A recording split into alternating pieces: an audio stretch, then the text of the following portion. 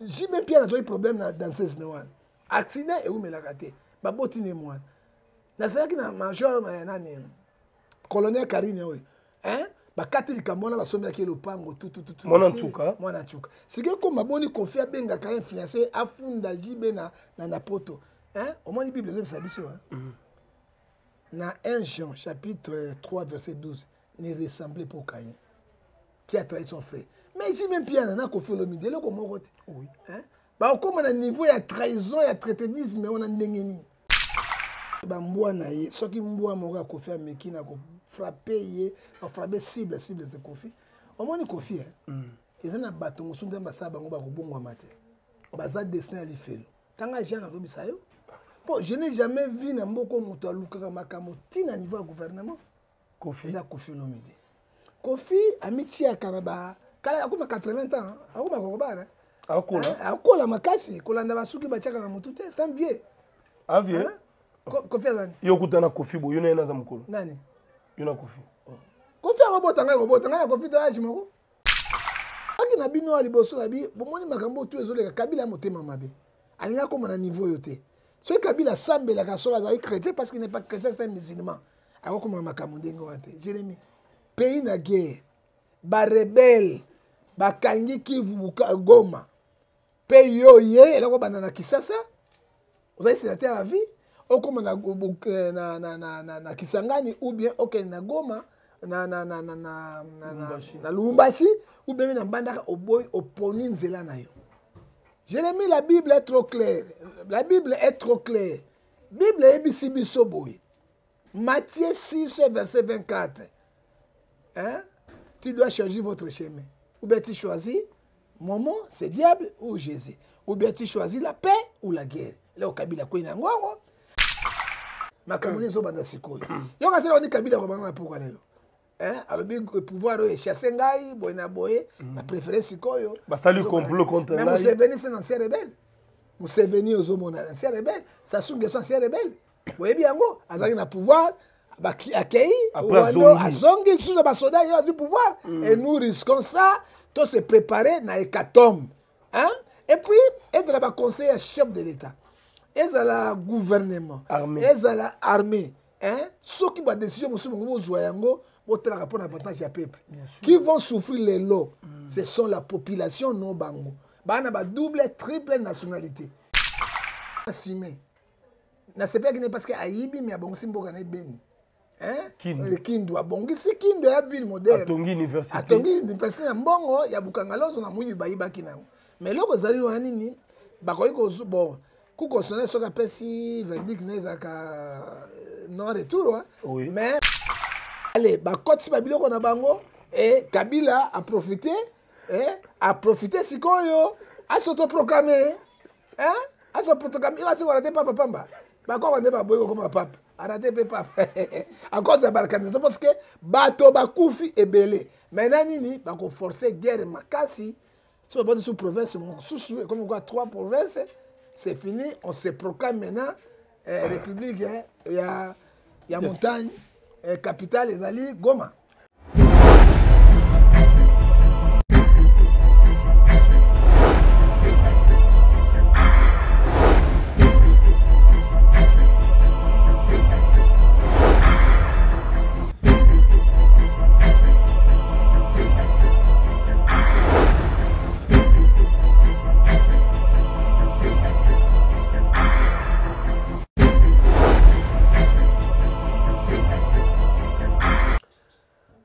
Joseph Kabila, ex-président de la République démocratique du Congo, s'adressera à la nation ce vendredi. Mesdames et messieurs, plusieurs dossiers politiques sur la table.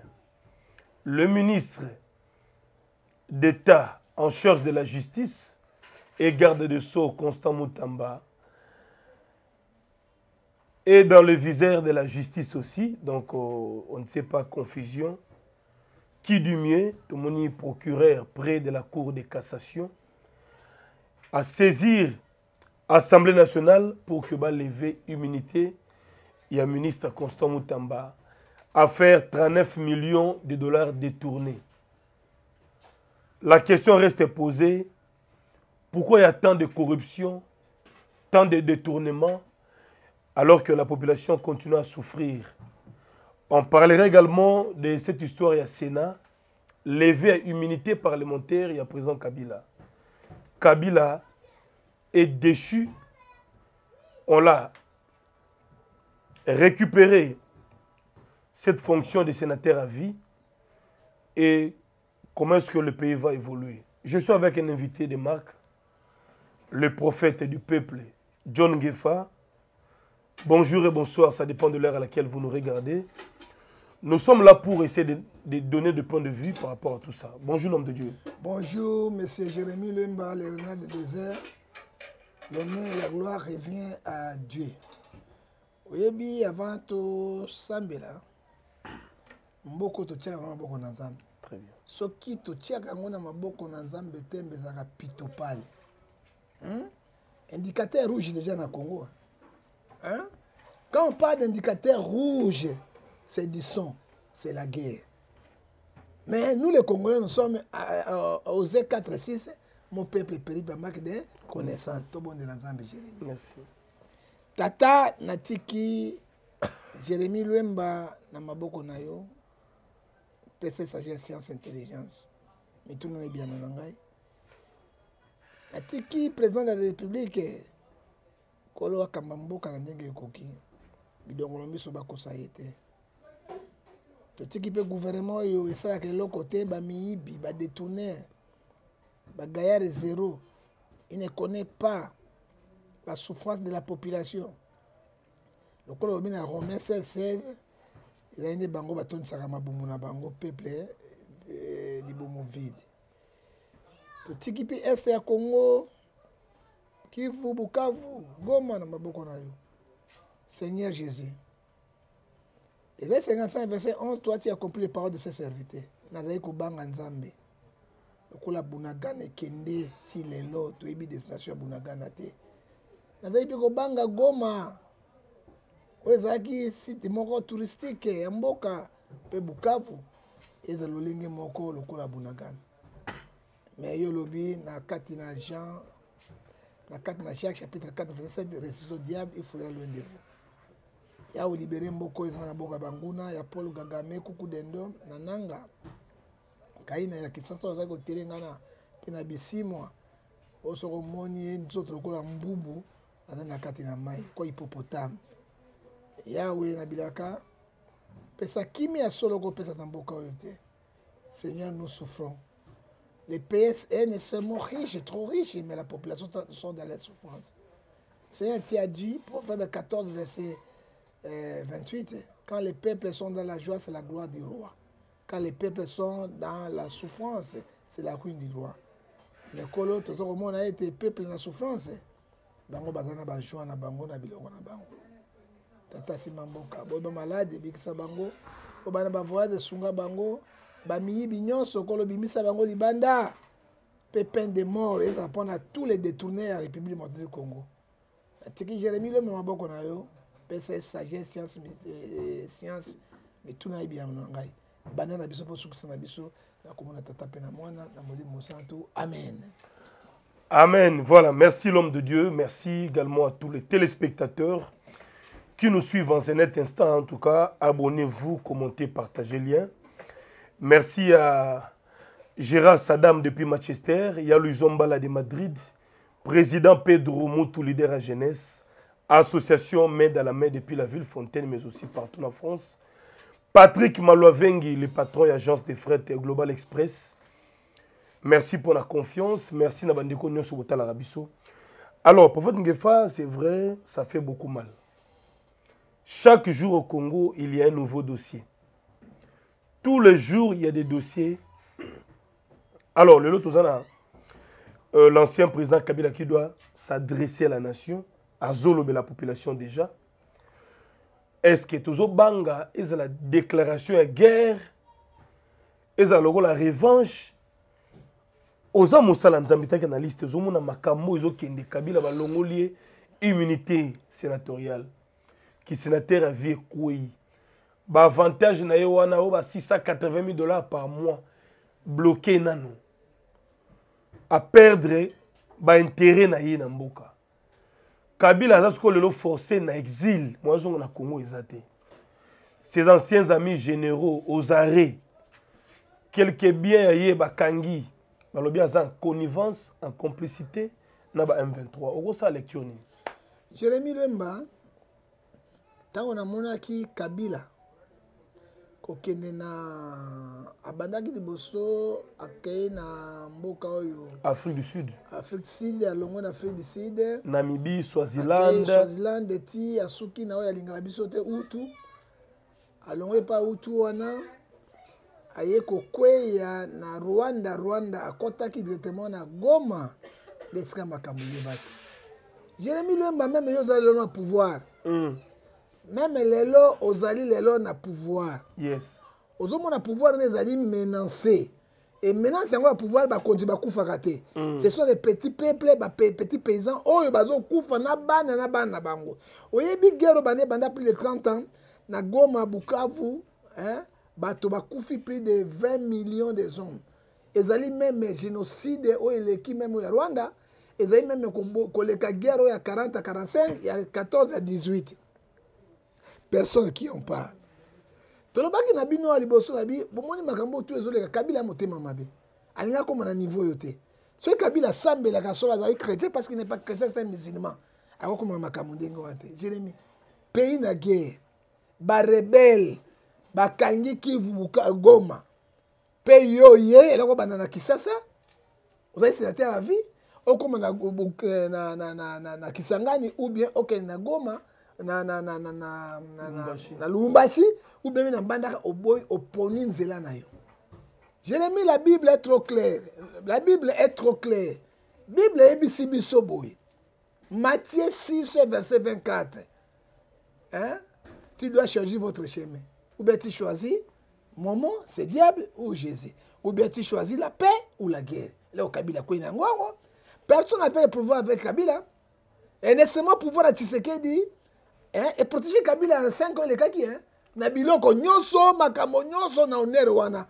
Kabila zaki motonner makasi. Parce que alongwe na pouvoir avec alternance makila et tanga kité. Or que ezali ya poloso parce que tanga na pouvoir, il a tué ba fausse commune ezali. Mais acte ya salaki. Ça dit quoi? Monde mobima na Nzambe e kondanaki yango. Jérémy Lemba oyebi Kabila ina kapala combien de fois ba réunion? Uganda combien de fois? Ayaka na Rwanda combien de fois? Azaka na bamboka wana ya miki esala kabiso ba trouble. Qu'est-ce qu'il préparait? Ça dit quoi? Na ebisa kebino nanga bisimwa. Bazali ba petit panté ya Kabila. Hein? Quand on parle de M23, bazo bana bango c'est propriété Kabila. Les longs ambassades sont Luc 12 verset 3 ba bimisi pour lele. Et là au Kabila nga sala nini? Pour chercher personne le paix solo de près 12 verset 14. Tant ba mona kuna bino abengi homologue na ye, hein, ancien président abengi président en fonction na kendeki pona lukape mais nazana ba tension wana te o eleki to bosana yango Tshisekedi président kwa azali chrétien akoyoka yango akuboma moto siko ya komi si moi j'étais à cette guerre là et ko za la boité bon liolobi balongo militaire na ye akomi citoyen simple pour Kabila na siko ko tindika ye boy ba sa eloko ta na eloko te ale eloko moko o yezo ko protéger été. Alors ça dit quoi? Oyo biso to lukaki to komi sikoyo na kata cinéma. Makamoni zo banda sikoyo. Yo ka sala oni Kabila ko banga pourquoi lelo. Hein? Alors bi pouvoir o chasser ngai boyna boye na préféré sikoyo. Ba sali complot contre là. Mais Museveni c'est un ancien rebelle. Museveni ozo mona ancien rebelle. Sassou Nguesso ancien rebelle. Boye bi yango azaki na pouvoir ba akei Rwanda azongi sous ba soda yo du pouvoir et nous risquons ça to se préparer na hécatombe. Hein? Et puis, être là-bas conseiller chef de l'État, être là gouvernement, être là armée, hein? Ceux qui vont décider, qui vont souffrir les lots, ce sont la population non bango. Bana ba double, triple nationalité. Et il dit le Jérémy, ba kota kana ambassade oi. Ba ko bimisa bango na bana bango avant d'akara te. Hein? Qui vont mourir, c'est nous avec nos enfants. Tous à la mayele, pe total yango. Non, c'est décidé. Parce que nous avons ça yango. Et les kabilistes belé ba condamné Samalukonde. Babi, il pouvait aussi sauver la nation. Ndenge ba destituer Kabila Bongo déjà 88 voix sur 5. Dans la majorité, bandemi, oui, Kabila va lever immunité parlementaire. Sénat, wana. Non, Jérémy, Samba Luko n'a pas sénateur. Oui. Bah, quand il peut destituer, au cas de violence, il y a la loi. Hein? Aux hommes, on a quand même pas allé honorable député. Si on a ça, Pelenge, nous n'a pas le son, monsieur Koya, pourquoi mes chers collègues? Parce que ma collègue était. Mais pas qu'on l'a payé. Alors, elle a Samba Salaki. Quand dans la vie président Koukosonné a constaté acte wana, président procureur général Cour de cassation, ezali ba acte moko oyo mutu ko ndima yango te. La loi article 12 de la constitution Kabila nda sangi loi. Tout Congolais de devant la loi. Tango a violé loi. L'article 165 de la constitution, olinga iba salani. Kabila a choisi son chemin. Ah, donc il a préféré être avec Nanga. Nanga, il a préféré avec Nanga Bissimo pour un coup d'État. Et puis, préparation à Bangonine. Rwanda, Ouganda. Moi, j'ai dit en tant que prophète de l'Internet, à Amos 3, verset 7, Bazo préparer une nouvelle république. Nouvelle république. Nouvelle république. Attends, corriger. Quel est corriger Kabila? Il y a bien comment corriger nouvelle république. Les Français ont dit Pamba Pambo et Bobo Mimboko. Les 1000 docteurs, le pays ne fonctionne pas à cause de Nabino. Nouvelle république, ça dit quoi? Ce qu'on y a mbongo catholique à côté du camp. Azaki dit un plan ya barcanisation. Ezaki en cours. To belle barcanisation ouais, mindele ba prévoir ngo déjà bandakala. Catholique a mbongo, yango rataki pape. Allez, ba koti ba biloko na bango et Kabila a profité sikoyo a s'autoproclamer. A s'autoproclamer, il va se voir papa pamba. Bakoko ne ba boyo comme pape. Arrêtez pe pape. À cause de la barcanisation parce que bato bakufi ebele. Maintenant nini bako forcer guerre makasi. Si on va sous province sous comme quoi 3 provinces, c'est fini, on se proclame maintenant république il y a montagne capitale ezali Goma. Alors avant de toucher dossier Matata Ponyo au Pazali, je dirais condamné à 10 ans de prison et de travaux forcés, on aurait appris que Matata Ponyo est sorti du pays secrètement, discrètement. À Kimagin, l'ambassade des États-Unis, Babimissié, discrètement, il est vers la Belgique à les États-Unis. Parce qu'au Congo, on a procès à la 20 ans de prison, 10 ans de travaux forcés. Moutassa la rata une année à Zate. Bon, si quoi, Matata, agoyo qui m'a ponani. Mais il faut rembourser 150 millions. Pour y paraître détourner 250 millions. Il y a un projet, il y a Boukangalonzo. Oui, c'est un grand projet. 150 millions, à Rozong, il s'aou comment? T'es qui vous voulez? Et puis, bon, on va s'appeler à Congo, et ça y a une banque étrangère. Matata Poyo, ce sont les ennemis de la République. Ce sont les ennemis de la République, Matata Poyo. Moutera na macroéconomique. Quel macroéconomique? Mboka lelo zawapi, papa? Mboka lelo eza na planning, mboka lelo zawapi? A bien stabiliser l'économie. Mais l'économie, on va stabiliser, on va faire un wapi. Dollar américain. Pays est à zéro. Matata Ponyo, ce sont les ennemis de la République. Matata Ponyo fut le premier ministre de Kabila Kabangi. Otobenge Chunarambo dessus. On a comme un citoyen simple. Aux hommes, ils ont plan na bango, prix na bango. Que ferons-nous maintenant? Ça dit quoi? Matata Ponyo, il faut assumer. Na c'est pas que parce que Aïbi mais bon si mboka na beni Kindu abongi si Kindu ya ville moderne Atongi université na mbongo ya Bukangalozo na muyi bayiba kinango mais loko zali no nini bakoyi ko bon ku consonner soka pesi verdict na ka non retour mais bakoyi ko président so akota ta 6 mois na boloko président akokai ko grâce pe abimi pa ko so ba grâce aga bango ba bimi ba kanga bona prison na bato ba viola ba za ba souffrir ba ne loko Jérémy yo ne loko te ba grâce yo ne loko te ba grâce on ne Jérémy ba bimi ba grâce bato ba mi bi pam pam ba ne loko ngane loko te ba grâce biso parce que les gens qui ont des millions na ba compte ba grand voleur ba kana kombo ya peuple or que peuple ben sakana ngote ba okima moko il y a Matata Poyo, tout cela. Mais elle est qui me Matata Poyo. Nalandaki nani Joshua, Denise Joshua. Alors bien Matata Poyo. Denise. alobi bakotina na pavillon 4 oka souffrance était ndenge bana wana bakotobola yo na nsima matata bangi kotobola double simite matata pondelisa utai kuna sika soko moni nalobi ngolo abima bike ngando aza malade okotia tembe po ye na ngando bavandaka na se ya mai mais tango ma Joshua abi bakotobola yo na bapeto na somme matata boy batobola ye matata kimi na kimi se ba américain na tuni tango azomata na aéroport na avion siko service ya sécurité baza wap deuxième baza wap nous n'arrivons pas à comprendre Jérémie pe bazo kima na aéroport ya Ndili batiaka bango ba mesha basi ba déguiser bango ou ba keneka normal bo bakota na avion siko avion ngakota kiyango bana ozomona ke même service ya sécurité ba aéroport wana na ba nini na biso la frontière la sécurité nous sommes 0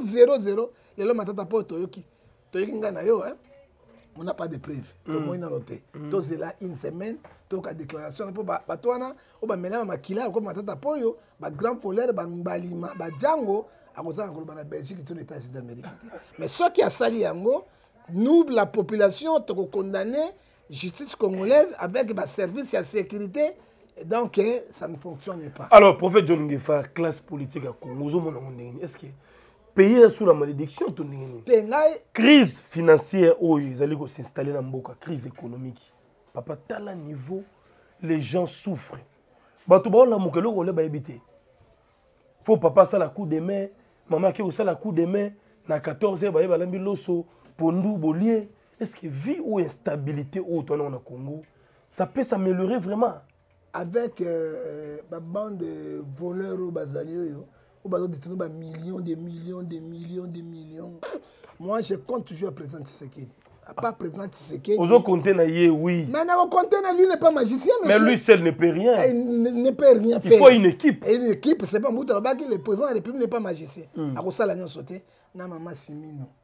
Est-ce que la première ministre au tonné le lopena est-ce que na terrain ça impact. Ça impact ma case ici, ça très silencieuse même mibi baleke be.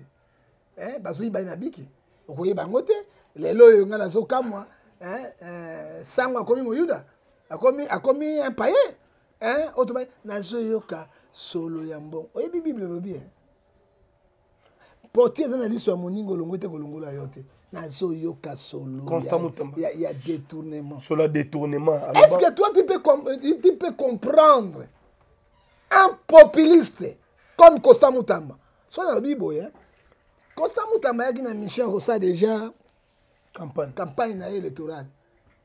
Comment que je te dis 70% la République pour soit gâtier va voter. Très populaire. Très populaire. Succès fou. Azala qui même un succès que les gamins chef de l'État. Et c'est qui est bien en français gravissime. Mais Azan jeune.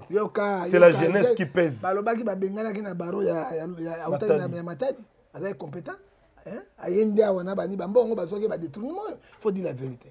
Et là que Bomi Mutamba nini, moi j'avais dit à Mutamba ici, Somme 5, verset 15, ne touchez pas mes ouins. Ne touchez pas l'église Mutamba. Ne touchez pas l'église. Bande époque coloniale. Ti Mobutu aye accueilli. Na yoka ministre moka ya justice a été. Avant pasteur, avant l'église, avant pasteur. Permis de culte. Permis de culte des alakaté. Et ça idéologie. Et ça idéologie pas ben mbongo, moi j'ai payé $60. $60 pour notre permis, on a su payer nango te. Na ba carte c'est payable et compte ici combien nano bazui yango. Na lobi na Mutamba na PC verset biblique. Na carte ya Mukanda il y a acte 5 verset 37 à 39. 39 à 40. Si cette œuvre de Dieu, cette œuvre vient des hommes, ça va mourir. Œuvre à l'église, il y a un batoté. Oui. Si ça ne vient pas de l'homme, ne courez pas de risque après avoir combattu contre Dieu. Hérode a bondi ça qui est Nzambe. Hérode a Paula vivant. Pharaon a bondi si Nzambe a mon abilo konaï. Hein? Oh, nous sommes en Nzambe, c'est Deutéronome 28, verset 29, esprit d'égarement. Hein? Yo mona wapi, chef du gouvernement, chef ten du gouvernement. Azaï na réunion. Yo ministre d'État, vous savez, premier vice-premier ministre était au télémi devant chef d'un gouvernement, je sens l'odeur de détournement. Vous accusez qui? Ça y manque de respect. Manque de respect envers le président de la République. Manque de respect avec la première ministre. Hein? Mais lui, il est ministre d'État, il n'est pas vice-premier ministre. Je comprends. Tu comprends là? Alors, politique, ils allaient pour sacrifier mon tournée, ils ont intérêt à montrer qu'un populiste, il est très dangereux. Au second moment, dans ma paix, esprit de Garimo, les choses ne marchent pas. Comment Mbongo ya Uganda? Bagane ressemble à un tribunal international. Guerre de 6 jours. Oyo, Baturabiso, Bakoufi, Congolais belé. Ozo la nanga? Bazo ko pesa bambongo, ba pesa kana 38 millions de dollars. Pour la refuta nyongo. Or que bambongo wala bakotonga plutôt na Kisangani. Bakotonga banzela, bakotonga bekole, bazu entreprise bazo bana ya Kisangani bakufi basala wana. Ba ofele. Ba ofele ba veve. Ye akamati mbongo wana alongwe na banque centrale, ezana contrôle la banque centrale était atena banque parallèle, entreprise ba yokane kini entreprise na ye 2 personnes. CPA na DG. 3 personnes azade. Alors, on ne pas là la carte qu'on les labis sont tous les aboutou moi. Ah, Masolo a 39 millions. Il y a 39 millions. On a construit la prison. Alors, donc, ça la construction, il y a prison, il y a Kisangani. Nambongo ebimaki wana. No ya Uganda. Il y a 39 millions. Il y a 51 millions. Oh, mutamba détourné. Combien? 51 millions.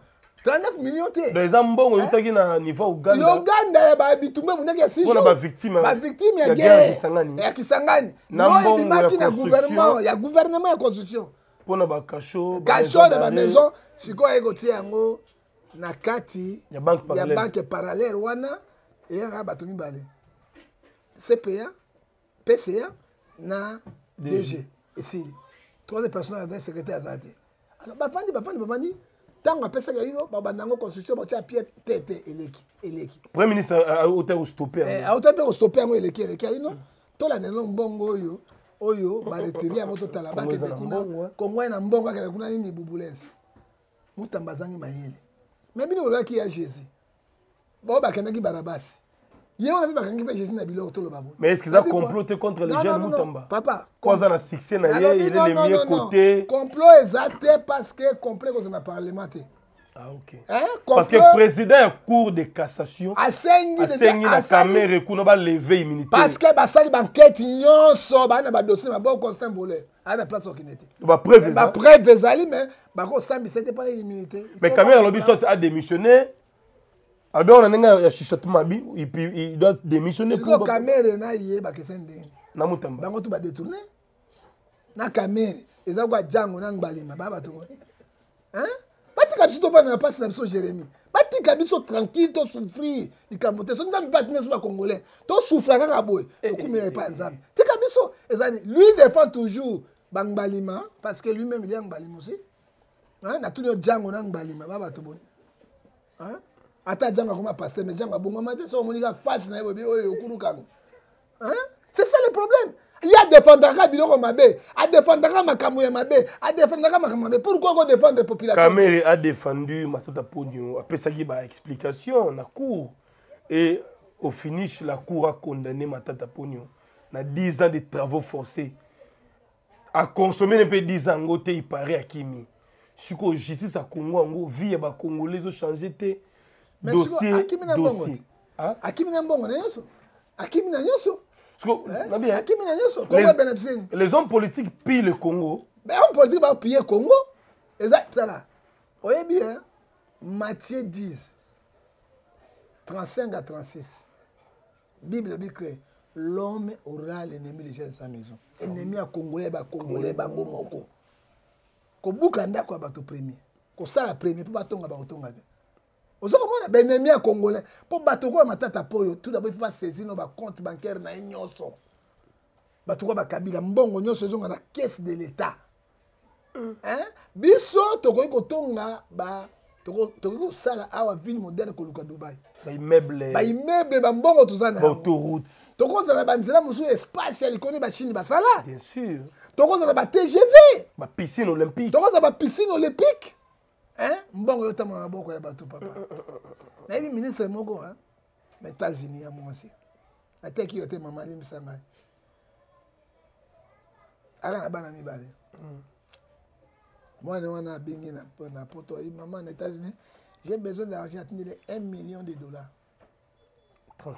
transféré na téléphone que moi j'étais là nabi Congo kobongaka te est-ce que le président de la République ayi makambo nabi $1 million oyebi 1 million eloko niko satana mwa likambo na kesa ça $1 million soki atindeka $1 million sikoyo atindelaka bango combien yango moso moto akomi ministre il ne vient pas pour l'intérêt de la population pour la famille ne badu bafufu na bapoudre batie kene koyiba biso to bon mboka eza wana il faut peine de mort et ça les mana tous les voleurs oyo a détourné mbongo l'état parti à $100,000 il faut kene na mais est-ce que que ministre de la justice Constant Mutamba a été défendre le projet de construction d'un parquet na tribunal financier économique pour ba jijaka ba mibi yema obe o jije liboso hein apesi idée wana na bi idée yema ope yo ko na kolobate parquet financier na lobby ya parquet financier yema ko na sur parquet financier aux a différent na ba cour constitutionnel o ba jijaka mibi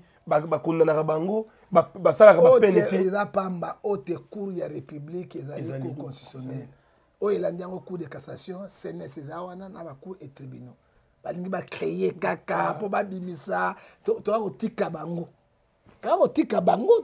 on va les créer quand même juriste les seuls politiciens oyo tokopesa ye grand valeur na mboka oyo baza mibale valeur mingi na mboka oyo mpe baeloge oui ezali premier président Kasavubu oyo akufi pauvre un homme intègre mpo azalaki sango oui oyo akufi na eloko te namona te immeuble ne moko awa te nani akei te boma namonanga ndako ya mabele deuxièmement c'est Emery Patrice Lumumba premier ministre oyo akufi eloko te na Brazzaville Congo Kinshasa na Congo Brazzaville tata moko mama mibale bango tu bapuriti oyo tokopesa ye eloge ngai natamboli na Pointe Noire natamboli na Boyemba natamboli na ngai na nani oyo tokende oyo tout c'est le commandant Mariango Wabi oyo aza na ndako kaka ya moke boye na mpila esili eloko eza te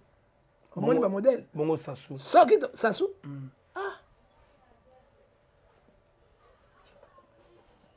bango na bango te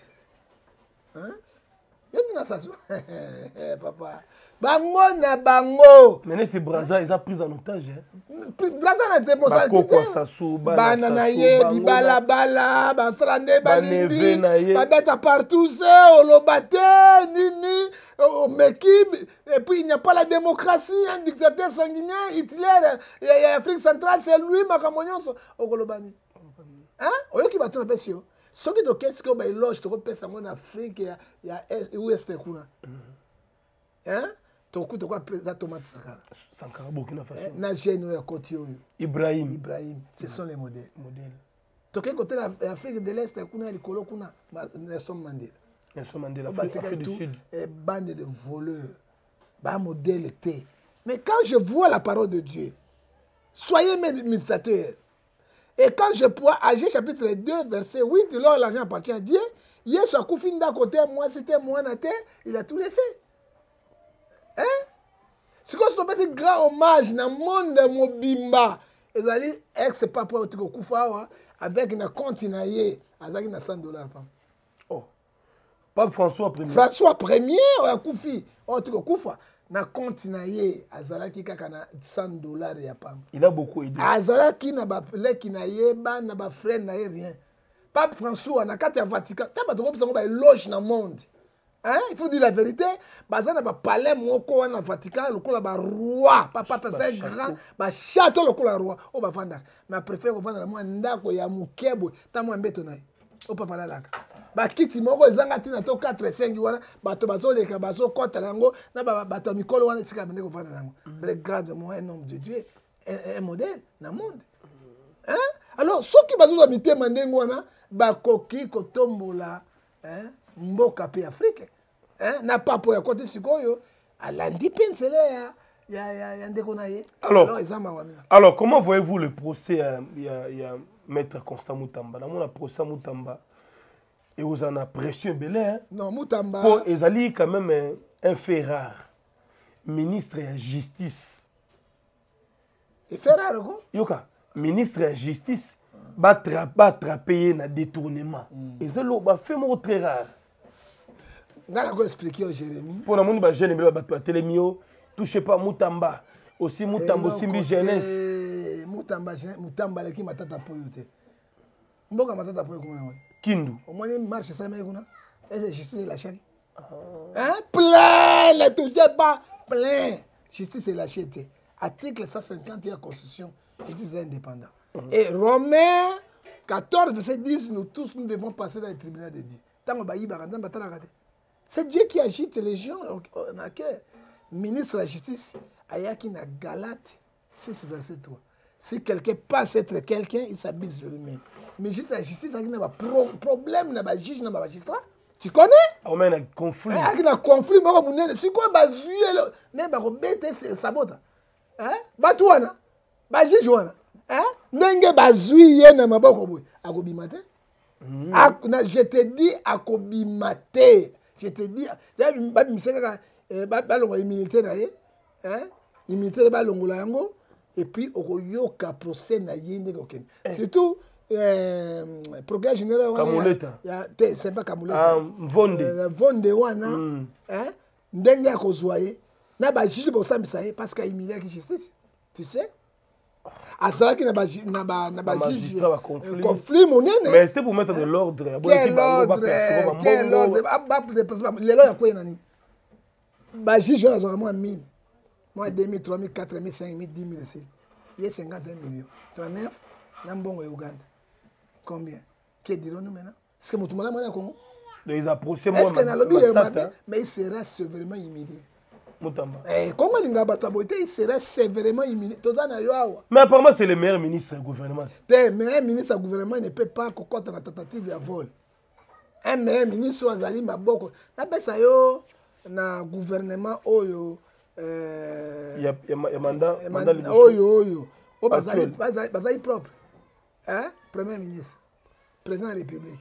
Il n'a jamais volé. Donc, on a pas de détournement. Premier ministre. Donc, quel est le sous? Oui, ministre Yandunda. Et agriculture. Oui, il y a un côté. Mais il faut vérifier. Mais il y a un peu faire na bumambongo et belé na suspect na longo liya. Na longo liya boko sabi sauter. Ozomona ba meilleur ministre bango wana. Oyoki oyo batikali papa ezali somo mingi. Oyoki ministre moko basi mibale ali yana na mwasi yango nani wana. Comment nani? Marlène Bitumba bazowela njobi na ministre nini wana? Yoki makabaki Londo atezo ngina na télévision mona. Ah Londo. Et puis yoko linga mwasi ya Kofi. O baboyana. Ce n'est pas vrai batel batundengo wana bazali kokolisa kopesa légitimité na pouvoir te. Il doit être tous arrêtés démissionner. Oyo mboka ndenge nini yo papa. Mais ça reste à vérifier biloko on a tout Ça reste à vérifier biso to yoki parce que les kina internet. Batango na internet, tango bazali ko bunda ko wela basimbani. Baso ko filmer bango, ba son na bango ezokota ba panzi. Ce n'est pas bon, ce n'est pas bien. On a la président de la République. Gouvernement est à Sika. Peut-être que 2 ministres, au bazali propre, basai na Nzambe, ba meka na domaine na bango ko simba mo école. Le col là qui jamina kibila beaucoup pesa et poste. Le col là à Monsembayo, référent à Monsembayo. Et là na biba donc ça Monsembayo pour na stade pour nani. Na keiko tala ba installation kuna ya njongo ezate na martyr nyonso banyaina ba pulu kotia maboko te siko so FIFA ye siko sala match international ko sa siko yo enquête bakangisa de martyr. Est-ce que les dirigeants sont là? Didier Bidimbo azana kati wana qu'est-ce qu'il y a ça la kanini? Et puis moto azali directeur de stade oyo administrateur qu'est-ce qu'ils font? Bande konanga Congo mboka mal ça c'était. Oyo ka président de la République alonga kuna na présidence a contre ça de Martyr alors mona ba nyei na bino président jo a entre bolonga ba nyei oyo ya sona masuba na bino Mais bateau bango batie bango les incompétents. Ça le ba beaucoup mais c'est ba incompétent. Ba beaucoup mais c'est ba incompétent. Ba gouverneur ba incompétent. Bateau nyonso ba incompétent. Que ferons-nous? Hein? Donc ça la bateau nini. Bateau ba diriger ba miyibi. Ba incompétent Jérémy. Bolingi mokonza mboka okombola balabala. Tala. Abongisa caniveau. Jérémy. On ne comprend plus rien. Jérémy. On dirait ça et tout ya suka. Ba kangi ministre. Osa biloko ndenge wana. Ba kati bilamba, loi c'est loi, ba kangi procondonné na mbeli, ba kati ba ba simbisa ke na kokufa. Là ba to ba kobanga papa. So ko sina boloko so les gens qui ont des azo sek sanga Jérémy, na zo Bible na bamba Bible. Papa, to so kana osikoyo Bible mi bamba na nzoto te. Pas ça fait mal mon frère. Mon jeune frère ça fait mal. Très mal. Est-ce que yo peut na mayelo zo na ngoko zo responsabilité mboka te. Ba ko tu na poste te. Quand tu dis que tu as une élection, tu as dit que tu es journaliste. Ah, tu as dit que tu es journaliste. Alors, biso misous na bana biso. Nga na kobika sima note Jérémy. Hein? Oh, viens na bougumé ce koko. Jérémy Lwemba. Viens na ya on a commis prophète moto na Nzambe. Na kobika na ngote. Kaka bango na bana na bango. Ba bougumé c'est incompétent, ba commune poli ba mai, ba nzela salité. Est-ce que ba wenze salité. Ba bouteille bazo kwa na kata carnival. Chaque commune ko ba cartonnier. Ba longola ba salité wana ba wanzete. Muta ko longola foule na oui. Tu vas foutre ba mbongo te Jérémy. Comment on peut rester dans tel pays? Hein? Ah, ça fait mal. Il y a un problème de sanctions de données. Sanctions exact. Exact. Et puis qui fanatisme zo mamboko yo na Galate auto bengi yango Jacques chapitre verset 19 favorisme eza péché monene. Hein? Eza monene makatsu koleka. Alors, je crois que ba konzamboka ba service ba Hollande biso. On doit mettre du sérieux pour sauver les Congo. Sérieux pour sauver le Congo, hein? Pour bato babanga. Eza tu hérité. Bato basenga bakufa. Basambisio, tu as volé 5 millions de dollars, 10 millions de dollars au Télémi. Voilà tu es Soutani. Il y a Pembe. Le procureur général Simbi, ça on a Somalie, hein? A beti pa peine nae procon de Kende. Allez soldats Simbi Mbeli bakati. Bah, si monsieur prend na maboko boy. Simba, soko kwe wana kufite.